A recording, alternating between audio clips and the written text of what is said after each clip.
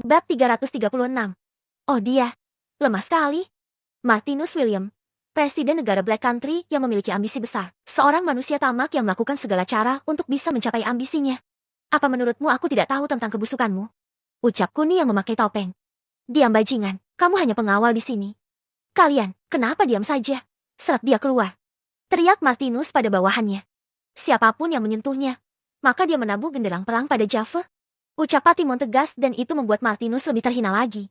Sementara yang lainnya kembali terkejut saat mendengar Patimon mengatakan sesuatu yang menurut mereka salah. Baru kali ini mereka mendengar kalau pendapat pengawal mereka mempengaruhi jalannya rapat.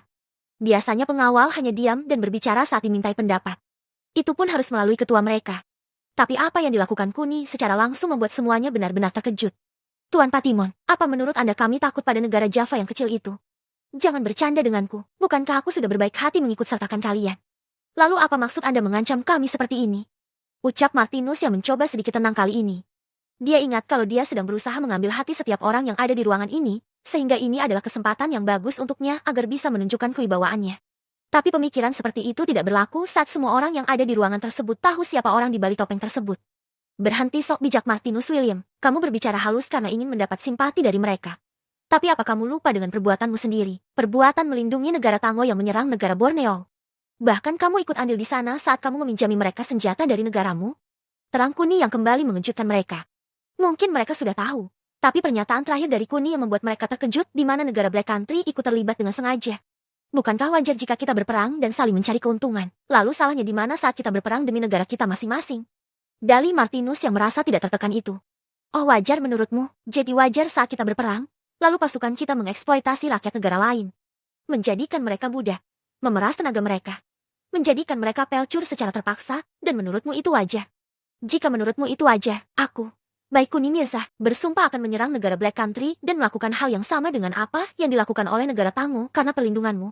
Aku pastikan, negara Black Country akan menjadi negara mati di mana tak ada satupun rakyatnya yang mau hidup lagi di bawah siksaanku. Apa itu kemauanmu Martinus? Ucap Kuni datar sambil membuka topengnya. Pancaran matanya sudah membuat Martinus sedikit ketakutan. Tapi Kuni masih belum mengeluarkan kekuatannya yang membuat Martinus belum menyadari betapa kuatnya Kuni. Mendengar ancaman Kuni, Martinus yang semula sedikit takut, kini kembali beringas saat dia yakin jika Kuni hanyalah manusia biasa. Bajingan, lancang sekali kamu mengancam negara Black Country di hadapan semua petinggi negara. Apa kamu tidak takut kalau kami bersatu melawanmu? Teriak Martinus. Tapi reaksi yang ditunjukkan oleh Kuni semakin membuat Martinus naik pitam. Tersenyumlah sebelum keluarga dan negaramu hancur di tanganku. Ucap Martinus yang semakin membuat Kuni bukan hanya tersenyum. Tapi dia justru tertawa lebar sekali. Hahaha, dasar manusia bodoh. Cepat katakan pada mereka yang ada di sini. Siapa yang ingin bergabung bersamamu untuk melawan Java? Tantang Kuni pada Martinus. Tuan Shulen, apa Anda berpihak padaku? Tuan Padinho, Anda ikut aku bukan? Tuan Fastern, Tuan Western, kalian mendukungku bukan? Kenapa kalian diam saja? Jawab pertanyaanku dan mari kita hancurkan orang sombong ini bersama-sama. Ucap Martinus sedikit terkejut karena nama-nama yang sudah dia sebut. Tak ada satupun yang membuka mulutnya. Sungguh kasihan, biar aku yang mewakilimu untuk bertanya pada mereka Tuan Martinus William. Ucap Kuni lalu dia berjalan menuju ke tengah-tengah. Tuan Shulen, apa Anda ingin bergabung bersama Tuan Martinus William untuk menyerang Java? Ucap Kuni sambil tersenyum pada tetua Shulen. Tuan Kuhun, bagaimana aku bisa melawan Anda? Sedangkan ingatanku masih jelas kalau Anda telah menyelamatkan nyawaku. Apakah menurut Anda, aku orang yang tidak tahu balas budi? Ucap tetua Shulen tegas dan itu mengejutkan Martinus. Anda dengar sendiri kan Tuan Martinus William? Jadi satu orang juga sudah pasti tidak akan bergabung bersama Anda. Ucap Kuni dengan nada mengejek pada Martinus. Aku juga tidak akan bergabung dengan negara Black Country. Teriak Fastern yang kembali mengejutkan Martinus. Lagi, tanpa ditanya pun, Tuan Fastern menolak bergabung dengan Anda Tuan Martinus. Kali ini Kuni tersenyum puas. Tidak, pasti kalian bermain-main di belakangku, Tuan Western. Aku mohon, bergabunglah bersamaku. Bukankah kita memiliki hubungan yang lebih erat dari saudara? Teriak Martinus yang sudah tidak bisa mengendalikan emosinya. Apa kamu bodoh Tuan William? Apa menurutmu persahabatan kita lebih kental dari darah? Ucap Western sedikit berteriak kali ini. Hal inilah yang membuat Martinus kembali tercengang karena Western tadi sebelum rapat dimulai memanggil namanya, bukan nama keluarganya. Dan sekarang, dia jelas-jelas mendengar nama keluarganya yang keluar dari mulut Western. Tenang ayah mertua. Biarkan Tuan Martinus memiliki harapan di hatinya. Ucap Kuni lagi dan kali ini semua orang kecuali orang-orangnya sangat terkejut. Mereka tak mengira jika Raja Britani saat ini, Western Romedal adalah ayah mertua dari kepala keluarga Mirza, pemuda yang ada di depan mereka saat ini. Baik Kuni Mirza. Apa? Jadi Anda telah membohongiku Tuan Western. Ucap Martinus kesal sekali. Oh tidak. Aku tidak tahu kalau Tuan Mirza juga ikut ke sini. Ucap Western karena dia masih terlalu kaku jika harus menyebut Kuni dengan nama panggilannya. Bohong. Aku pastikan siapapun yang berani membohongiku dan menusukku dari belakang seperti ini. Siapapun orangnya akan aku pastikan kalian pulang jasadnya saja. Cah, teriak Martinus keras. Lalu beberapa detik kemudian, terbang seorang pria yang langsung berada di depan dari Martinus. Betapa terkejutnya beberapa orang saat melihat Charles terbang di hadapan mereka. Sementara Zelda lupa kalau Charles sekarang berada di pihak negara Black Country. Tuan Kun, dia laki-laki yang mengirim surat undangan pada Nona Zelda, ucap Albi melalui telepatinya pada Kuni. Oh, dia lemah sekali. Ucap Kuni karena dia sudah merasakan kalau kekuatan Charles hampir sama seperti kakek Marlin. Bab 337. Selesai dengan sekejap. Caro, bunuh semua orang yang ada di sini tanpa terkecuali. Teriak Martinus dan itu lagi-lagi mengejutkan semua orang. Tuan William, ampuni aku. Aku selalu berada di belakang Anda, Tuan. Ucap Carlos sambil berlutut di hadapan Martinus. Tuan Martinus, apa-apaan ini? Apakah menurut Anda nyawa kami tidak berharga? Teriak Joseph Brostito, presiden dari negara Tlago. Sementara Western, Patimon, Zelda dan Eve bersikap santai karena mereka yakin sekali kalau Kuni bisa mengatasi semuanya. Tapi tidak dengan tetua Shiulen. Saat Tuan Padinho, Joseph, Murara, Daeng dan Fastern cemas, tetua Shiulen justru naik pitam karena wajahnya seperti dicoreng oleh Martinus. Dasar bajingan tengik. Apa kamu ingin menjajal ilmuku, Martinus? Teriak tetua Shiulen sambil mengeluarkan aura dari kekuatannya yang besar sekali. Karena terlalu besarnya, Charles sampai sedikit terdorong, sementara ada beberapa orang yang sulit bernafas. Di antaranya Carlos, Martinus, Padinho dan juga Murata. Untuk yang lainnya, Kuni melindungi mereka dengan kekuatannya sehingga mereka tidak merasa tercekik. Sungguh kekuatan yang besar sekali. Gumam Western karena dia pernah latih tanding dengan tetua Shiulen. Tapi kekuatan tetua Shiulen tidak sebesar ini. Tetua Shiulen, kendalikan diri Anda. Ucap Kuni lalu tetua Shiulen menyegel kekuatannya. Maaf Tuan Kun. Aku seperti dibuang di tengah-tengah kubangan kotoran. Ucap tetua Shiulen lalu dia kembali duduk dengan santai. Hahaha, aku mengerti. Aku mengerti. Sebetulnya aku menahan Anda. Karena aku tidak mau mereka mati hanya gara-gara kehabisan nafas. Itu terlalu indah untuk mereka. Ucap Kuni yang secara terang-terangan menghina Martinus dan yang lainnya. Dengan nafas tersengal, Martinus ingin sekali berteriak. Tapi karena sudah mendapat intimidasi dari tetua Shiulen, sehingga mulutnya sudah tidak mampu untuk berbicara keras. Caro, bunuh semuanya. Ucap Martinus lirih dan masih tetap pada pendiriannya. Mendengar ucapan Martinus, Kuni tentu saja sangat marah. Sementara Charles masih mendiamkan kakinya yang sedikit bergetar akibat ulah dari tetua Shiulen. Sayan, kalian masuklah dulu. Ucap Kuni datar karena dia tak ingin Zelda dan Eve melihat kekejaman yang akan dilakukannya. Zelda dan Eve hanya mengangguk lalu mereka berdiri dan bersiap-siap untuk memasuki pintu misterius yang secara tiba-tiba sudah ada di sana tanpa disadari oleh siapapun. Tunggu ratuku Zelda, siapa dia? Tanya Charles sebelum Zelda memasuki pintu teleportasi. Yang pertama, aku bukan ratumu, kamu pengkhianat kerajaan. Dan dia adalah suamiku. Ayah dari anak yang kukandung ini. Ucap Zelda lalu dia masuk dan menghilang. Sedangkan Charles merasa terpukul saat dia mendengar kalau Zelda sedang mengandung anak dari pria lain.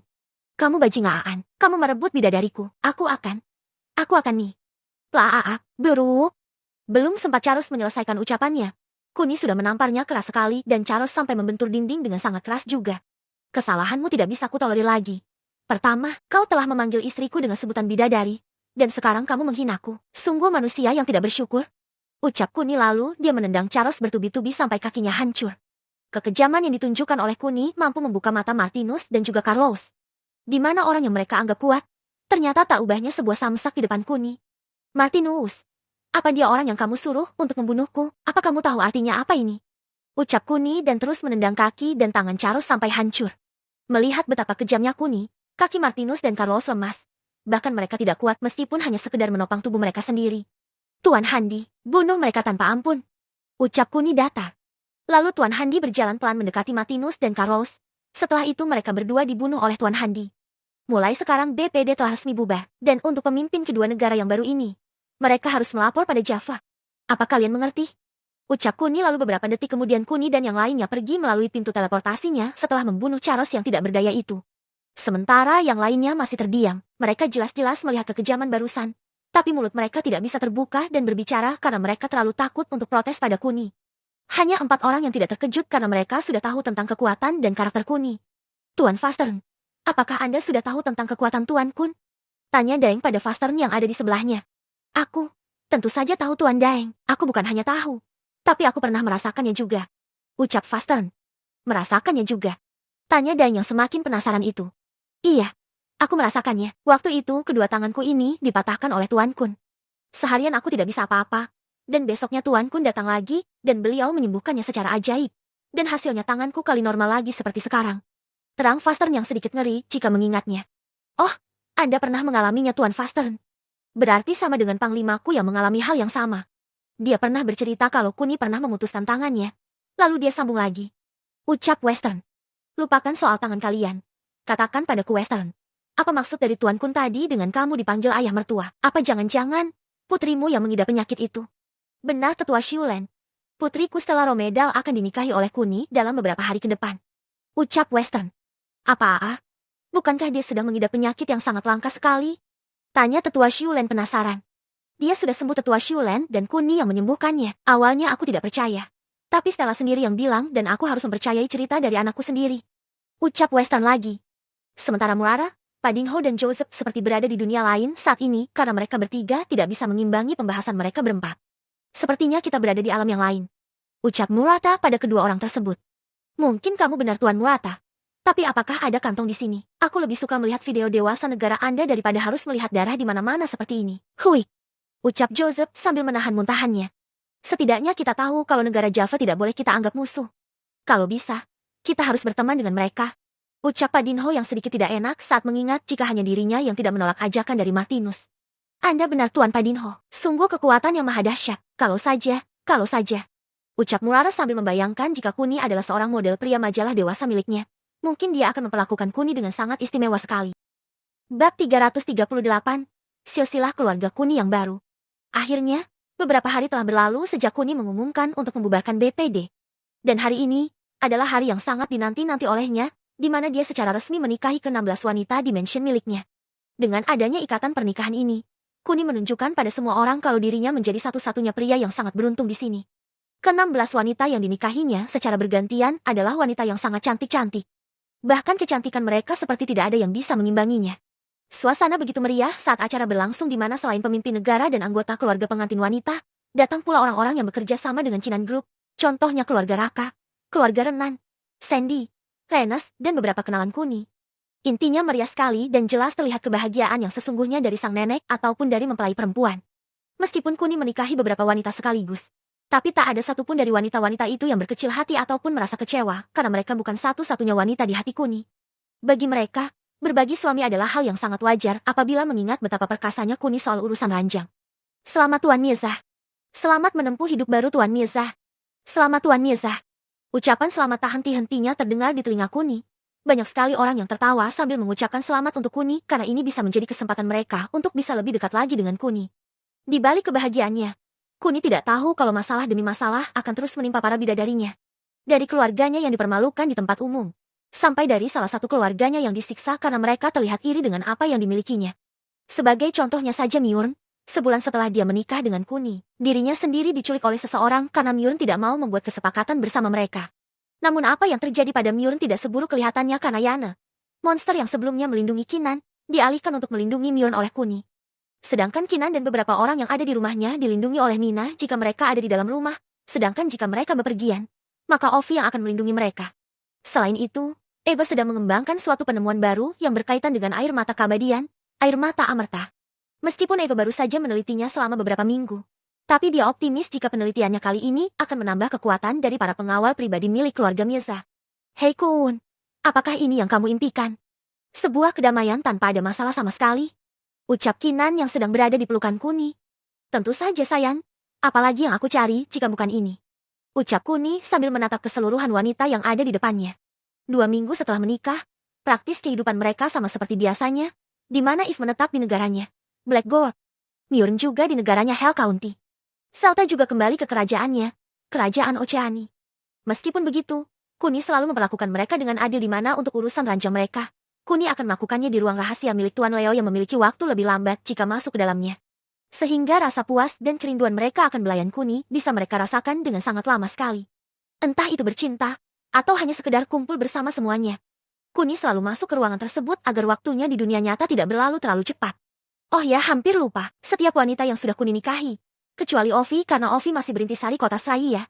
Sehingga dia tidak akan mungkin bisa hamil dalam hitungan ribuan tahun sekalipun di bumi telah hamil dengan rentang 1 bulan sampai 4 bulan di mana kehamilan tertua milik Kinan, dan kehamilan termuda milik Lise.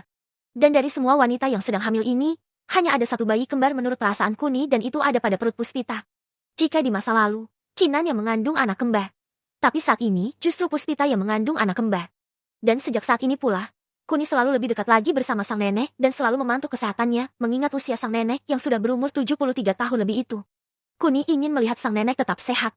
Sampai-sampai, 2 tahun telah berlalu dan semua bidadari Kuni telah melahirkan anak mereka. Untuk namanya sendiri, Kuni tidak memakai nama yang sama di masa lalu di mana Mizajea adalah nama anak dari Vanya di masa lalu. Sekarang nama tersebut dipakai pada anak Kinan. Karena anak Vanya tidak terlahir laki-laki, melainkan terlahir seorang perempuan yang diberi nama Angelica Mirza. Grace Mirza adalah anak dari Sisel. Sedangkan anak Puspita yang kembar semuanya laki-laki yang diberi nama Factor dan Victor Mirza. Renis Mirza, anak perempuan dari Stella dan Tiana juga anak perempuan dari Steffi. Masih ada Silva Mirza anak laki-laki dari Mela. Sedang kakaknya Vela memiliki anak perempuan bernama Sharon Mirza. Alice, Ismi dan Lisa juga memiliki anak perempuan yang masing-masing bernama Olivia, Nora, dan Lucy Mirza. Sedangkan Mona dan Muir memiliki seorang anak laki-laki bernama Adrian dan juga Mir Mirza. Dan semua nama-nama anak yang telah disebutkan itu memiliki nama belakang keluarga Kuni, yaitu keluarga Mirza. Meskipun begitu, tidak semua mengikuti nama belakang yang sama dengan Kuni, karena ada 3 anak yang demi kepentingan pribadi, atau negara mereka masing-masing. Kuni memutuskan untuk tidak menggunakan nama keluarganya di belakang nama anak-anak tersebut. Contohnya saja anak laki-laki dari Dewi yang bernama Achilles. Achilles menggunakan nama belakang keluarga Jayandaru karena dalam surat wasiat yang ditulis oleh Tuan Leo, hanya seorang pewaris bernama belakang Jayandaru yang berhak memperoleh dan mengelola harta kekayaannya. Dewi tentu saja tidak punya kuasa untuk merubahnya karena dirinya yang sudah dikenal sebagai bagian dari keluarga Sanjaya tidak bisa lepas dari bayang-bayang keluarga tersebut sehingga Dewi memilih anaknya Achilles yang menggunakan nama keluarga Jayandaru. Selain itu, anak Salta yang seorang laki-laki juga mendapat nama belakang keluarga besar Salta sendiri, yaitu keluarga Reinhardt. Sehingga orang-orang akan memanggilnya sebagai Eren Reinhardt yang akan disiapkan sebagai pangeran mahkota kerajaan Oceani. Begitu pula nama anak laki-laki milik Eve. Ryan juga memakai nama keluarga Azur sehingga dia nantinya akan dikenal sebagai Ryan Azur. Tak bisa dipungkiri kalau kebahagiaan Kuni serta para bidadarinya sangatlah lengkap sekali, di mana tidak hanya senyuman sang nenek yang mengembang, tapi juga senyuman dari anak-anaknya yang sudah mendapat kasih sayang yang berlimpah dari semua orang tanpa terkecuali. Bab 339. Hari Istimewa Nek Entis. Nenek, Ryan berkunjung kemari. Teriak Mela saat dia melihat Nek Entis sedang bermain bersama cicit-cicitnya yang lain. Tapi suasana berubah saat Nek Entis mendengar nama Ryan ataupun nama Eren. Karena kedua anak laki-laki itu akan berada di mansionnya tidak setiap hari. Kadang seminggu sekali, kadang juga seminggu 3 kali tergantung dari sibuknya Zelda dan juga Eve. Setelah mendengar nama Ryan, Nek Entis selalu bergegas untuk menjemputnya karena dia sudah sangat merindukan Ryan. Selamat pagi, Nek. Sapa Eve setelah melihat Nek Entis dengan jarak beberapa meter di depannya. Ryan? Ryan mana Af?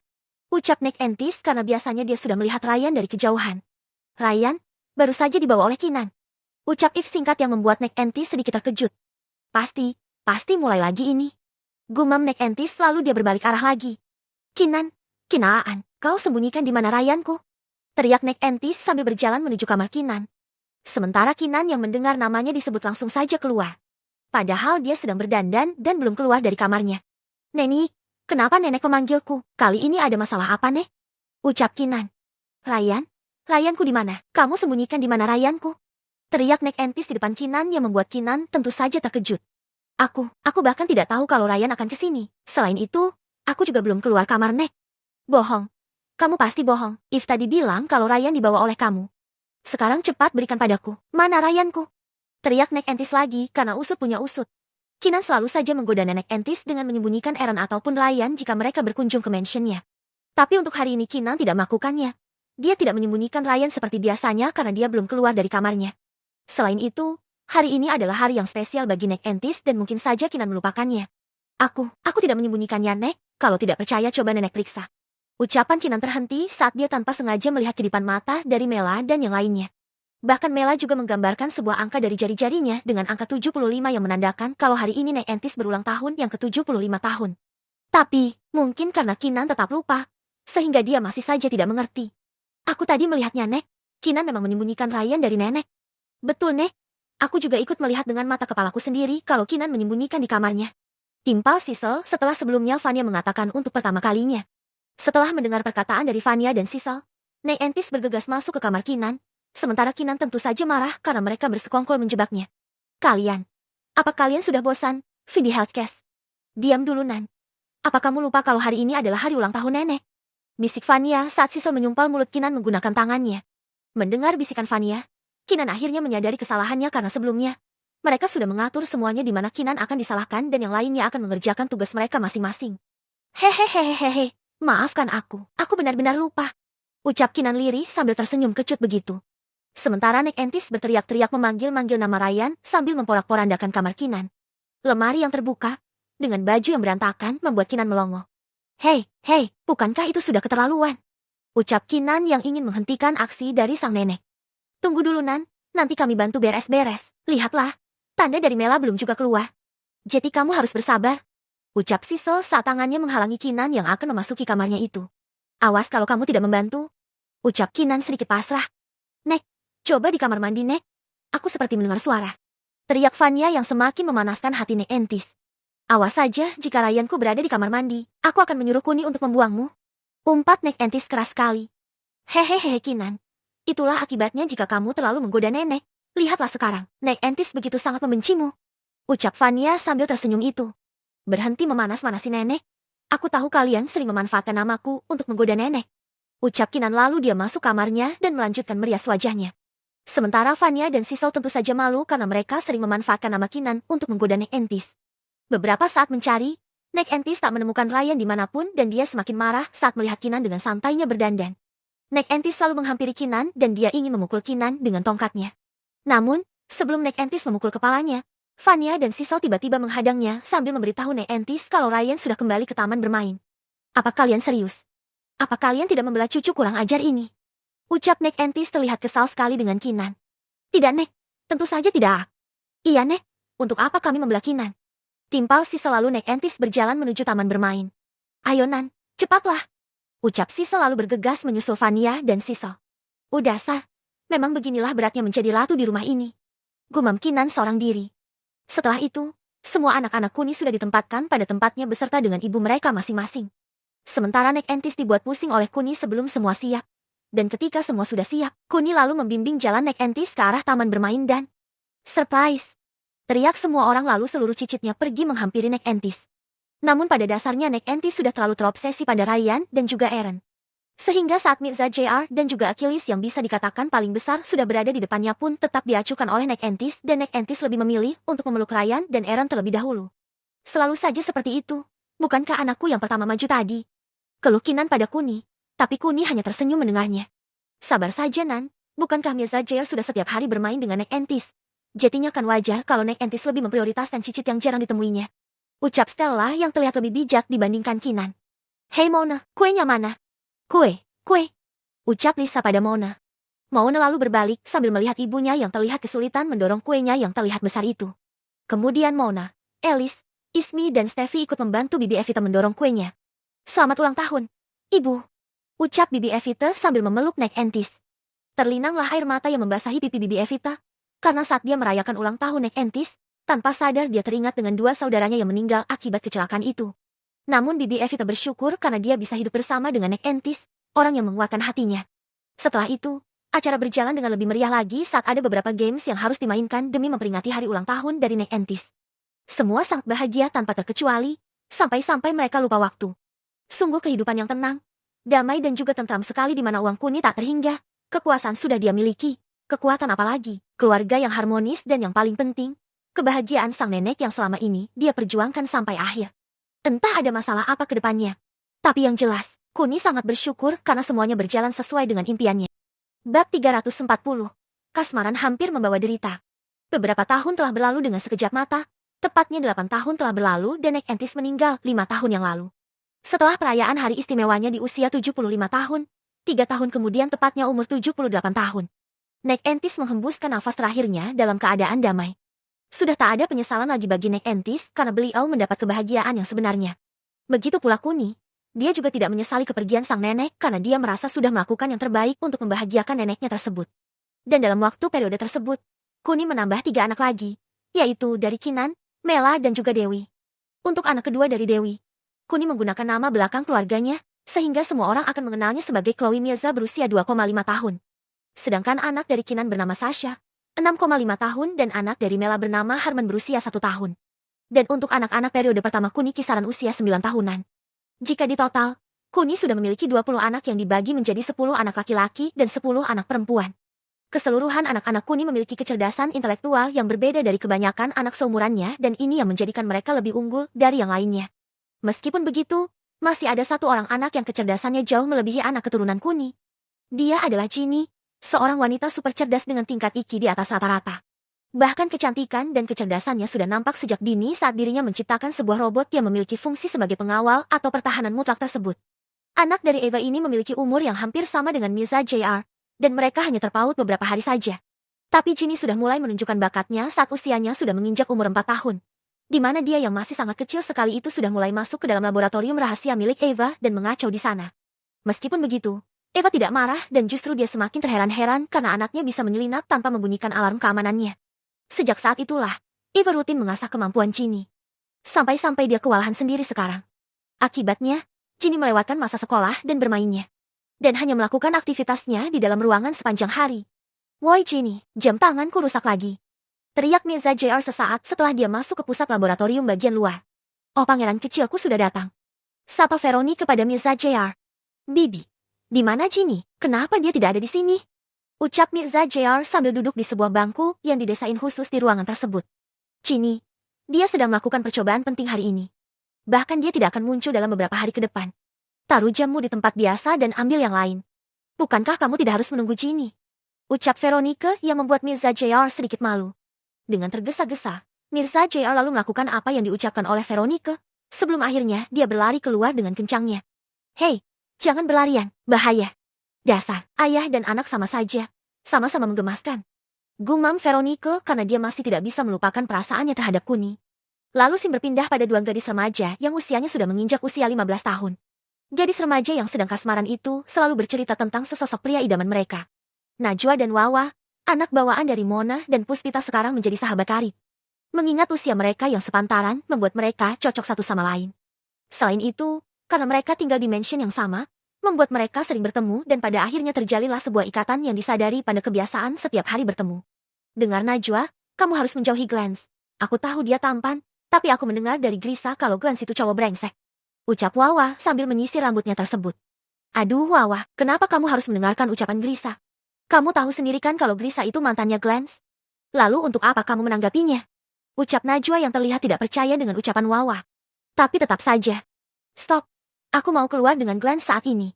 Lagi pula, tak ada yang lebih pantas selain Glance untuk keluarga kita. Bukankah kamu tahu kalau Glance anak wali kota? Ucap Najwa lalu dia berjalan keluar dengan sombongnya. Sementara Wawa tak habis pikir dengan jalan pikiran Najwa. Anak wali kota. Kalau ayah mau mecat ayahnya Glance, mereka bisa apa? Gumam Wawa karena dia tahu kalau tidak ada yang bisa menyanyi keluarganya di negara Java ini. Lalu Wawa diam-diam mengikuti kemana Najwa pergi bersama beberapa pengawalnya. Awalnya Wawa ingin pergi bersama sopirnya saja. Tapi saat melihat Najwa tidak ingin diantar dan juga tidak ingin dikawal membuat Wawa membawa 4 pengawal. Wawa tahu kalau Grisa tidak mungkin berbohong tentang Glance padanya. Tapi Grisa tak bisa berbuat banyak karena status keluarga Glance lebih tinggi dari status keluarganya. Nona Wawa, apakah kita perlu menyusul dan membawa Nona Najwa kembali pulang? Tanya sopirnya pada Wawa. Tunggu dulu, kita ikuti saja dulu. Najwa tidak akan percaya jika dia tidak mengalaminya sendiri. Ucap Wawa lalu, mereka tetap mengikuti Najwa. Dengan menggunakan mobil biasa, Wawa terus mengikuti Najwa yang dibonceng oleh Glance menggunakan sepeda motor klasiknya. Sebuah sepeda motor yang hanya dimiliki oleh orang-orang kaya membuat Glance lebih maco lagi dan membuat Najwa semakin menyukainya karena Glance bisa memposisikan dirinya. Meskipun bukan mobil berkelas, tapi sepeda motor klasik yang langka juga sudah bagus menurut Najwa. Apalagi Najwa bosan menaiki mobil-mobil mewah, sehingga ini menjadi kesempatan yang bagus untuknya. Kemudian mereka tetap melaju di sebuah jalur utama sampai-sampai. Mereka tiba di sebuah cafe yang lumayan jauh dari mansion mereka. Butuh waktu sekitar 1,5 jam untuk bisa sampai ke cafe tersebut yang letaknya sedikit di pinggiran kota. Glance, ini tempat apa? Ucap Najwa saat dia sangat asing dengan cafe tersebut. Ini cafe milik keluargaku, kamu jangan khawatir. Kita tidak perlu bayar kok. Ucap Glance lagi dengan senyum mesumnya. Sementara Najwa terus memandangi tempat tersebut tanpa melihat senyum mesum yang ditunjukkan oleh Glance. Ayo masuk, Say, An. Ucap Glance gugup tapi itu membuat Najwa semakin suka dengan Glance. Tanpa dia tahu kalau Glance sedang merencanakan aksi yang lebih gila lagi dari apa yang pernah dia perbuat pada Grisa. Glance yang terlihat lugu itu ternyata menyimpan sebuah keinginan pribadinya dan dia sangat berambisi sekali untuk mencapai tujuannya malam ini. Tanpa Glance duga bahwa mungkin saja karena ulahnya saat ini, keluarganya akan menjadi korban selanjutnya dari betapa kejamnya Kuni. Bab 341. Keputusanku ada pada putriku. Oh ya wah, kenalin, mereka adalah teman-temanku. Ucap Glance sambil menunjuk beberapa pria yang umurnya sekitar 20 tahunan, jauh dengan umur Najwa dan Glance yang sekitar 15 sampai 16 tahunan. Glance, bukankah kamu bilang kita hanya berdua saja? Lalu kenapa ada temanmu? Misik Najwa karena dia terkejut saat Glance mengenalkan temannya. Kenapa sayang? Kan kita cuma makan dan ngobrol-ngobrol saja. Dalih Glance yang sudah tidak gugup itu. Sementara Najwa mau tak mau duduk di samping Glance. Tapi Glance seperti mengacuhkannya sambil berkedip pada teman-temannya tersebut. Oh, ini Najwa ya? Pintar kamu Glance milih cewek. Iya Glance, kalau ada teman lainnya, boleh dong kenalin ke kita. Timpal lainnya seolah-olah mereka sedang membicarakan wanita lain. Padahal niat mereka yang sebenarnya adalah mencicipi tubuh Najwa secepatnya, dan Glance akan bisa bergabung dengan komunitas balapan liar milik mereka. Tanpa mereka tahu kalau Najwa tergolong keluarga yang kaya raya, serta memiliki kekuasaan yang bahkan tidak bisa dibayangkan oleh keluarga mereka. Terlihat ada 6 orang termasuk Najwa dan juga Glance. Dengan kata lain, teman Glance ada 4 dan mereka pria semua. Glance, ayo antar aku pulang. Misik Najwa karena dia sedikit risih dengan tatapan mereka berempat. Apa yang kamu katakan sayang? Setidaknya kita harus makan dan minum. Baru setelah itu aku akan mengantarmu pulang. Apa kamu mau menyia-nyiakan kesempatan pertama kita keluar bersama? Terang Glance yang membuat Najwa tak bisa membalasnya. Memang ini pertama kalinya mereka keluar bersama setelah mereka baru jadian kemarin. Dan dalam kesempatan ini Glance memiliki rencana yang sangat licik sekali. Kamu mau makan apa? Tanya Glance lalu Najwa memilih satu makanan dan minuman. Sambil menunggu makanannya tiba, mereka saling bercerita seolah-olah mereka sudah sangat akrab sekali. Tak berselang lama, makanan yang mereka pesan pun tiba. Ayo makan, tenang saja. Itu salad biasa kok. Ucap Glance lagi sambil menyantap makanan yang ada di depannya. Kemudian Najwa memakan pesanan saladnya dan memang itu hanya salad biasa. Tapi, setelah beberapa saat makan, Najwa kehausan lalu dia minum pesanannya yang tadi. Dari minuman inilah keanehan mulai terjadi di mana kepala Najwa tiba-tiba sedikit pusing, dan penglihatannya mulai kabur. Dia sadar kalau dirinya sedang dibius, tapi Najwa tidak bisa berbuat apa-apa. Sudah mulai. Kalian janji akan memasukkanku ke dalam anggota kalian bukan? Ucap Glance meskipun dia tahu Najwa pasti masih bisa mendengar ucapannya ini. Tenang saja, kami berjanji, setelah kami menikmati tubuh wanita cantik ini, kami akan mengenalkanmu pada ketua kami. Ucap salah satu dari mereka. Oke, selamat bersenang-senang. Ucap Glance dengan senyum kemenangannya. Lalu Najwa diangkat oleh 2 orang menuju ke sebuah ruangan yang terdekat. Sementara Wawa yang sedari tadi merekam apapun yang ada di sekitar Najwa merasa jika ini adalah saat yang tepat. Ayo, lumpuhkan semuanya. Ucap Wawa tegas sambil menahan air matanya. Glance brengsek. Teriak Wawa yang membuat Glance tentu saja terkejut. Sementara teman-teman Glance juga terkejut begitu mendengar orang mengumpat pada Glance. Kemudian mereka menoleh dan menemukan kalau ada beberapa orang dengan pakaian rapi sedang menuju ke arah mereka. Tapi, begitu melihat rencana mereka di bagian dada sebelah kanan, membuat mereka lebih terkejut lagi kalau itu adalah lambang pengawal keluarga Mirza. Keluarga yang paling ditakuti oleh seluruh dunia saat ini. Glance, kamu bajingan. Teriak temannya lalu mereka semua lari dan hanya menyisakan Glance seorang diri. Glance ingin kabur tapi tidak bisa, karena para pengawal yang dibawa oleh Wawa bersikap lugas, tegas dan cekatan sehingga hanya Glance yang berhasil ditangkap. Obat apa yang kamu kasih ke Najwa? Bentak Wawa dan Glance hanya bisa menunduk tanpa berkata apa-apa. Jawab. Atau aku hancurkan keluargamu. Ucap Wawa lagi, tapi kali ini lebih keras dari yang pertama. Kalian, seret dia, kita bawa untuk melapor pada ayah. Ucap Wawa singkat tapi itu langsung menyadarkan Glance. Ampuni aku Wawa, kami hanya bercanda saja. Dalih Glance karena dia baru sadar kalau Najwa termasuk bagian dari keluarga Mirza. Apa? Bercanda? Tunggu saja. Ayo kita pulang. Ucap Wawa lalu mereka menaiki mobil biasa untuk menuju ke mansion. Sesampainya di mansion, Wawa lalu mencari Kuni dan menceritakan apa yang terjadi pada Najwa. Bahkan sampai sekarang, Najwa juga belum sadarkan diri. Marah? Tentu saja Kuni marah. Apalagi dia melihat proses videonya dari awal dan sambil mendengar ucapan Glance yang mengatakan bercanda membuat Kuni lebih murka lagi. Telepon wali kota. Suruh dia ke sini secepatnya. Ucap Kuni datar sambil berjalan ke arah Glance. Aku dengar kamu tadi bilang sedang bercanda dengan putriku, maka aku juga akan bercanda denganmu. Beruuku. Teriak Glance saat Kuni menendang tulang keringnya sampai kakinya patah. Ini bukan yang kau maksud sedang bercanda itu. Ucap Kuni lalu dia duduk di kursi yang berhadap-hadapan dengan Glance yang sedang gulung-gulung karena kesakitan itu. Ampun, Ampun Tuan, Huaa. Ucap Glance memelas sambil menangis. Tapi Kuni tidak merasa simpati pada Glance karena hampir saja mental Najwa hancur gara-gara Glance. Setelah 10 menit, ayah Glance yang menjabat sebagai wali kota tiba. Tapi dia langsung terkejut saat mengetahui anaknya terbaring dengan memegang satu buah kakinya yang bengkok. Tuan, ini. Oh Christian, maaf, aku sedang bercanda dengan anakmu tadi. Ucap Kuni sambil tersenyum itu. Bercanda? Apakah bercanda sambil mematahkan kakinya itu tidak keterlaluan Tuan? Ucap Christian yang terlihat jelas sedang menahan amarahnya itu. Tapi dia tak bisa berbuat banyak karena dia tahu siapa Kuni sebenarnya. Berikan rekaman kalian padanya.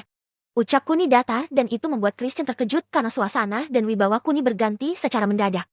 Tanpa basa-basi lagi, Christian lalu melihat sebuah video yang ada di kafe pinggir kotanya. Betapa terkejutnya dia saat dia melihat dengan jelas kalau anaknya mencoba untuk menjual Najwa pada teman-temannya. Bukan hanya itu saja, bahkan dialog pembicaraan Glance dengan temannya terdengar dengan sangat jelas. Selain itu, saat Glance berkata pada Wawa kalau mereka hanya bercanda saja, semakin membuat Christian ketakutan. Dia baru saja mempertanyakan sikap bercandanya Kuni, tanpa dia ketahui kalau tindakan anaknya lebih kejam dari tindakan Kuni. Maaf Tuan Kuun, aku mohon maafkan anak dan keluargaku. Aku janji. Aku akan mematahkan kaki satunya lagi agar Anda merasa puas Tuan. Ucap Christian sambil berlutut di hadapan Kuni. Keputusannya bukan ada padaku, tapi ada pada putriku sendiri. Biarkan Najwa masuk. Ucap Kuni datar, lalu Najwa memasuki ruangannya. Awalnya dia menunduk karena takut pada Kuni. Tapi saat dia tanpa sadar melihat Glance sedang berbaring di lantai membuat amarahnya memuncak. Kemudian dia berlari ke arah Glance dan menendang Glance bertubi-tubi yang membuat Glance lebih meringis kesakitan.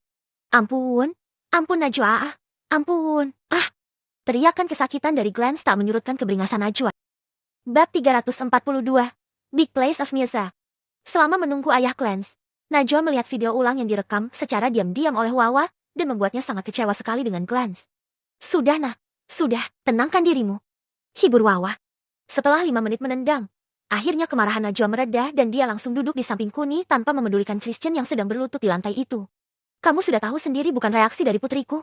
Kalian harus pergi dari kota ini. Ucap Kuni datar lalu menyuruh Najwa dan Wawa keluar lagi. Terima kasih Tuan.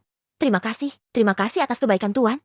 Saya janji, saya akan mendidik anak kurang ajar ini lebih keras lagi. Sekali lagi terima kasih Tuan. Kalau begitu, kami permisi Tuan. Ucap Christian penuh dengan rasa syukur itu. Permisi, apa perkataanku kurang jelas tadi? Aku memang mengatakan kalau kalian harus pergi dari kota ini. Tapi apakah aku menyebutkan tujuan kalian? Ucap Kuni saat dia mengetahui Wawa dan Najwa sudah keluar dari ruangannya. Maksud Anda Tuan Kun? Ucap Christian karena dia memiliki firasat yang buruk kali ini. Maksudku sederhana.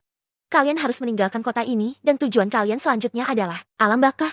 Ucap Kuni tegas tapi itu membuat Christian benar-benar mati kutu sekarang. Tuan Kun, Tuan, tolong ampuni keluarga saya. Kali ini saja Tuan, aku mohon.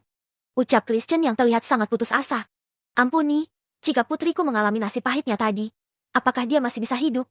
Percayalah Christian, sudah ada contohnya seorang wanita yang telah diperk saya beramai-ramai. Sampai-sampai jiwa dan mentalnya terganggu dan dia tak bisa disembuhkan. Dan sekarang kamu meminta ampunan padaku. Dengarkan aku, meskipun aku sudah lama tidak melenyapkan sebuah keluarga, bukan berarti aku berhenti melakukannya. Bahkan seorang presiden sebuah negara asing pun aku bunuh jika mereka berani mengusik keluargaku. Apalagi hanya kamu yang memiliki jabatan seorang wali kota. Jangan pernah bermimpi kamu masih bisa hidup setelah salah satu keluargamu menyinggung keluargaku. Kaak. Ucap Kuni datar lalu setelah itu, dia memukul kepala Christian sampai pecah. Ayah! Teriak Glance tak berdaya. Baru kali ini dia mengalami fase hidup yang sangat menyedihkan. Lalu flashback tentang kehidupannya yang indah terngiang-ngiang di kepalanya. Bagaimana dia membuli teman sekolahnya yang culun, di mana dia memarahi dan mengeroyok guru yang menegurnya, sampai perbuatan brengseknya terhadap Grisa di tempat yang sama telah menghancurkan hati Grisa. Bedanya, Grisa ditiduri oleh dirinya seorang. Sedangkan Najwa akan dia korbankan agar tujuannya masuk ke geng balapan liar bisa terpenuhi. Namun sayang, ambisinya yang terlalu besar, serta kebodohannya membuat keluarganya terancam. Nasi sudah menjadi bubur, saat teriakannya sudah tak bisa keluar lagi. Kemudian dia tersadar dan melihat ke atas. Pada saat itulah ada sebuah kaki yang sedang jatuh tepat di kepalanya. Bluruk. Tanpa adanya suara teriakan, kepala itu pecah yang menandakan kalau jiwa dan badannya telah berpisah. Lapor Tuan Kun, untuk para berandalan itu, kami sudah mengetahui letak persembunyian mereka. Ucap Luhut pada Kuni. Basmi mereka, bakar apapun yang berkaitan dengan mereka. Ucap Kuni data lalu Luhut langsung pergi bersama beberapa rekannya untuk melaksanakan tugas dari Kuni. Setelah itu, Kuni menghampiri keberadaan Najwa yang masih saja terpukul. Dengarkan Najwa, ayah kecewa sama kamu. Ayah tidak habis pikir kamu mau keluar tanpa pengawal. Dan lagi, kamu juga tidak memencet tombol darurat yang ada di lenganmu. Pergi ke ibumu dan minta maaflah. Jangan lupa berterima kasihlah pada Wawa. Jika bukan karena Wawa, kamu mungkin saja. Huaa, teriak Najwa sambil memeluk Kuni. Dia tahu kalau dirinya salah kali ini. Dia sadar kalau dirinya bodoh sehingga dia termakan rayuan laki-laki brengsek macam Glance. Tangisnya pecah saat dia teringat dengan kemalangan yang hampir saja menimpanya. Jika bukan karena Wawa, mungkin hidupnya akan hancur. Selain itu, dia lupa untuk memencet tombol gelangnya yang membuatnya menjadi manusia terbodoh dalam silsilah keluarga Kuni. Mendengar tangis Najwa, Kuni sebenarnya tidak tega sama sekali. Tapi demi membuat sebuah pembelajaran yang akan berkesan seumur hidupnya, membuat Kuni mendiamkan Najwa dan hanya menerima semua kekecewaannya. Ada apa sayang? Kenapa Najwa menangis keras sekali? Sapa Alice dengan beberapa wanita di belakangnya. Jika dilihat, mereka semua baru saja belanja dari mall yang ada di wilayah mansionnya, yang diberi nama oleh Kuni sebagai Big Place of Mirza. Tidak ada yang tinggal di wilayah Big Place of Mirza selain keluarga Mirza, dan juga para karyawan yang tinggal di apartemen yang telah disediakan oleh Kuni. Perlu diketahui, semua yang ada di wilayah Big Place of Mirza dikelola oleh perusahaan Kinan Group, sehingga tercipta lingkungan yang aman, nyaman, dan juga bersih. Semua orang berlomba-lomba untuk memiliki lahan di wilayah Big Place of Mirza. Namun sayang, tidak semudah itu untuk memiliki lahan di daerah tersebut. Apalagi Kuni tidak akan pernah mau menjual lahannya karena dia tak membutuhkan tetangga baru. Najwa, namanya juga anak muda, pasti pernahlah patah hati. Dan ini yang membuatnya menangis. Ucap Kuni yang terlihat jelas sedang berbohong itu. Oh begitu. Kamu jangan sampai salah pilih laki-laki Najwa. Kalau perlu pilihlah laki-laki seperti ayahmu ini. Ucap Steffi menyanjung Kuni. Benar Najwa. Jangan mudah percaya dengan laki-laki. Kamu harus tahu betul tabiat laki-laki tersebut. Ucap Ismi yang sepertinya sedang menyindir Kuni. Apa yang kalian katakan? Aku bahkan bisa mendengar kalau anakku disuruh mencari seorang laki-laki seperti Kuni. Setidaknya lihatlah wajahnya. Kenapa dia terlihat tetap sama meskipun waktu sudah berlalu 10 tahun lebih? Ucap Mona yang membuat semua wanita itu saling pandang. Kemudian mereka teringat dengan cerita dari ratu mereka, Ovi. Jika Kuni dan Ovi tidak berasal dari bumi, setidaknya mereka mempercayai itu. Tapi saat mengingat lagi, mereka baru menyadari kalau Lise dan Mona tidak ikut mendengarkan cerita dari Ovi tentang kota yang disebut dengan saya itu. Mona, hampir setiap tahun kamu selalu menanyakan tentang hal itu. Mau Kuni tetap sama atau tidak? Dia tetaplah suami kita. Lagi pula, bukankah ini yang kita cari? Seorang suami awet muda dan bisa memberikan kita cap. Oh stop perdebatan kalian yang tidak penting ini. Ucap Kuni yang langsung memotong ucapan Stella. Kuni tahu arah pembicaraan Stella. Karena hanya ada 5 wanita yang selalu minta jatah duluan padanya, dan salah satunya adalah Stella.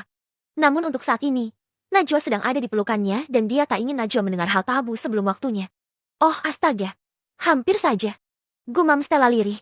Sementara Mona semakin bingung dengan pola pikir wanita-wanita yang ada di sekitar Kuni, tentunya kecuali dia dan Lise yang tidak mengetahui asal-usul Kuni.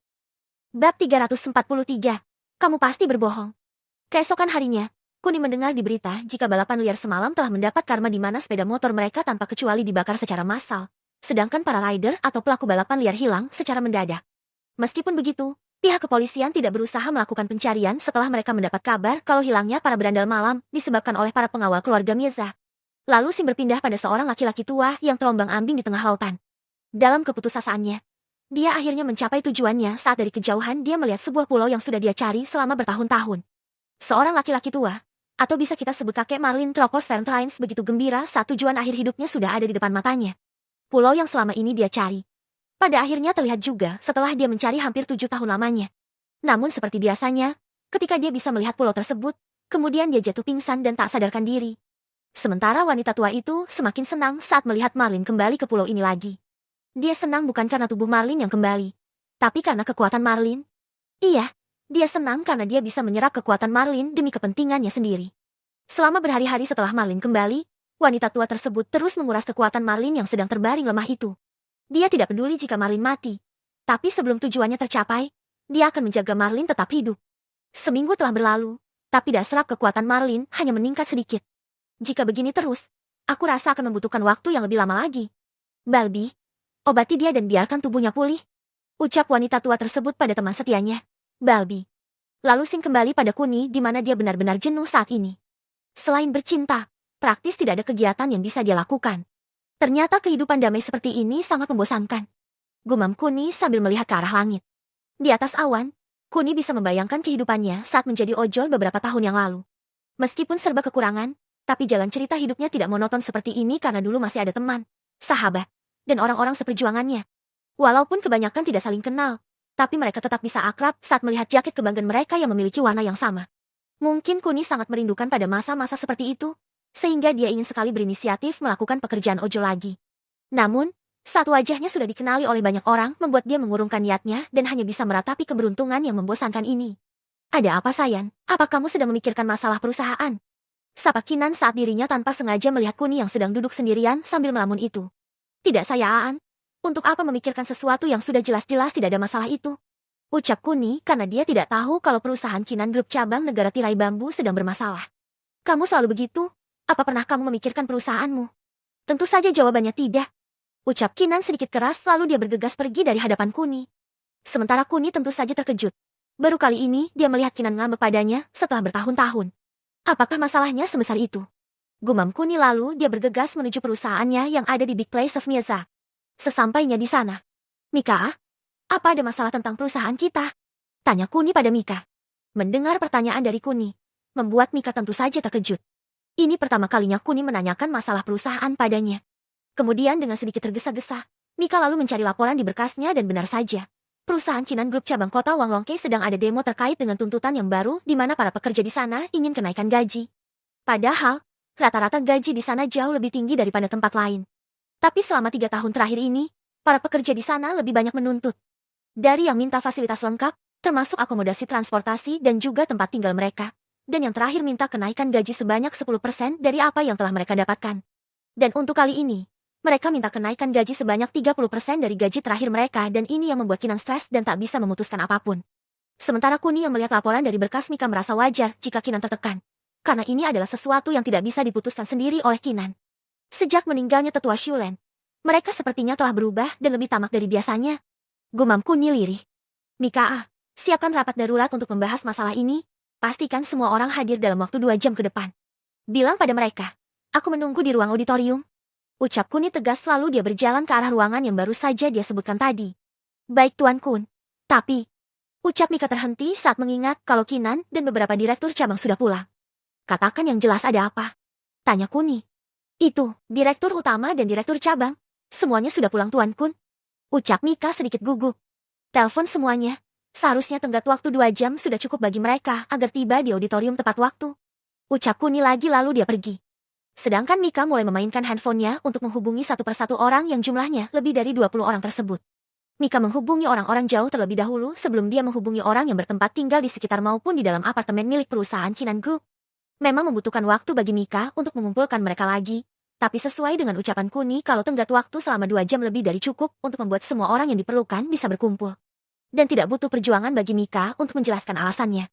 Karena dengan menyebut nama Kuni saja, semua orang langsung setuju tanpa bertanya alasannya pada Mika. Setelah mendekati waktu yang telah ditentukan, semua orang pun hadir. Termasuk Kinan dan bidadari Kuni yang lainnya. Sayaan, apa rencanamu kali ini? Tanya Dewi pada Kuni sambil berbisik padanya. Kamu jangan khawatir. Aku tidak akan menyita waktu kalian lebih banyak lagi. Ucap Kuni sambil tersenyum padanya. Baiklah, tapi katakan padaku, apa kamu punya masalah dengan Kinan? Tanya Dewi yang membuat Kuni terkejut juga. Masalah? Sepertinya tidak ada. Ucap Kuni lagi. Kamu pasti berbohong. Lihatlah raut wajahnya itu. Sejak dari rumah, dia murung dan tidak ceria seperti biasanya. Terang Dewi pada Kuni. Mungkin hanya perasaanmu saja sayang, duduklah. Kita akan memulai rapat singkatnya. Ucap Kuni yang membuat Dewi duduk di tempat. Bab 344. Aku membuat perusahaan untuk. Baiklah, tanpa basa-basi lagi, akan aku jelaskan secara singkat. Saat menunggu kalian, aku sudah membaca semua laporannya, dan aku bisa menyimpulkan kalau grafik yang ada di berkas ini tidak berkembang sama sekali. Dari tahun ke tahun, tidak ada peningkatan yang signifikan. Tapi bukan keuntungan yang aku bahas di sini, melainkan kegunaan atau fungsi dari tempat ini. Sekarang, aku akan meminta pendapat kalian, perusahaan Kinan Group cabang kota Wanglongke, dibubarkan atau tidak? Ucap Kuni datar dan itu langsung mengejutkan semua orang. Termasuk Kinan yang ada di barisan paling depan sendiri. Suara riuh bisik-bisik mulai terdengar dari semua orang. Karena mereka tak mengira jika Kuni akan mengatakannya dengan begitu mudahnya. Kuun, apakah ini menurutmu sebuah solusi? Ucap Kinan karena menurutnya, Kuni hanya mementingkan dirinya saja dan tidak mementingkan kepentingan umum. Aku tidak butuh pertanyaan lain. Aku hanya butuh jawaban kalian, dibubarkan atau tidak. Ucap Kuni yang membuat Kinan semakin kesal padanya. Tapi Kuun, bukankah kita harus punya alasan yang tepat untuk membubarkan perusahaan tersebut, dan kita tidak boleh asal membubarkannya begitu saja? Ucap Dewi mengutarakan pendapatnya. Alasan? Bukankah kita sudah mempunyai alasan yang jelas kalau tuntutan mereka terlalu besar buat kita? Hah? Bukankah kamu bilang bukan soal keuntungan? Lalu kenapa alasannya sekarang kita tidak mampu memenuhi tuntutan mereka? Ucap Vania yang terlihat antusias sekali. Alasanku sederhana. Aku buat perusahaan bukan untuk memusingkan bidadariku. Daripada harus memusingkan masalah yang tidak berefek pada kekayaan kita, bukankah lebih baik kita membubarkannya dan membuat mereka merasakan betapa sia-sianya hidup mereka saat ketamakan mempengaruhi pola pikir mereka. Perusahaan Kinan Group cabang kota Wanglongke sudah memberikan gaji sebanyak 2,5 kali lebih banyak dari perusahaan manapun di sana. Dengan fasilitas yang super komplit dan memadai membuat perusahaan Kinan Group cabang kota Wanglongke menjadi satu-satunya perusahaan yang diincar oleh para pelamar. Persaingan ketat dan para pelamar yang antri juga terlalu banyak, sehingga tidak ada kewajiban bagi kita untuk memenuhi setiap kemauan mereka. Terang Kuni yang bisa diterima dengan akal sehat. Ternyata, Kuni tidak asal memutuskan. Melainkan dia telah benar-benar mengetahui kondisi yang ada sehingga dia bisa menepis semua tuduhan atau pendapat dari semua orang yang bertanya padanya. Kalau begitu, bukankah kita tinggal memecat mereka yang berdemo meminta kenaikan gaji dan menggantinya dengan para pelamar yang sedang antri menurut Mukun?